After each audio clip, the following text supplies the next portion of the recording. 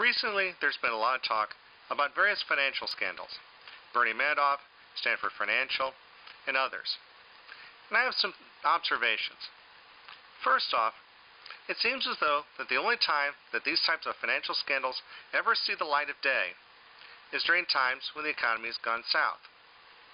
It's amazing how, when the economy is doing really well, people overlook the various questionable accounting practices. It wasn't until the dot-com bust in the early part of this decade that entities like Enron and Global Crossing were exposed. Now, with another recession and worsening economy, it's Bernie Madoff and Stanford Financial. It makes me wonder whether or not, when the economy goes south, there's that tendency to look for people that may have either cheated the system or maybe someone to blame for everyone else's problem. But that's not just the only observation I made. As I was reading the news, and something struck me this morning with regards to the Madoff case and this concept of clawback. A little bit of background. The Madoff case was a Ponzi scheme, which he confessed to. And the whole notion of a Ponzi scheme is that your early investors are paid off by the later investors. What happens is that the pyramid collapses when you run out of people to invest new money in to pay off the old people. Well, this is what worries me now. Is this notion of clawback. What about those early investors who were not part of Madoff's inner circle, but just happened to get in, make their investment, and leave?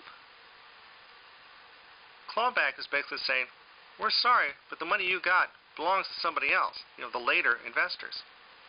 We're going to need that money back from you. That doesn't seem fair to the people that invested the money earlier that may not have been part of the conspiracy to defraud everyone else. I do my own investments, and I research the companies, and I research what I'm doing. And every time I make a trade, there's a big thing at the very bottom in the fine print that says, this may lose value, it's not guaranteed. Maybe some of those people, those early investors, which were used to seed the initial conspiracy, were innocent partakers in this, got their money and left, not knowing that the whole system may have been fraudulent. Should those people who were not part of the conspiracy but benefited from it be penalized because they did their research into what they believed to be good investment?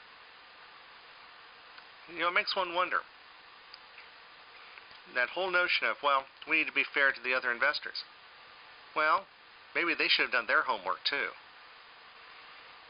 Investing is a tricky business. And whereas we try to stamp out fraud and make sure people are not getting screwed, people should also be cognitive enough not to let themselves be screwed out of their money.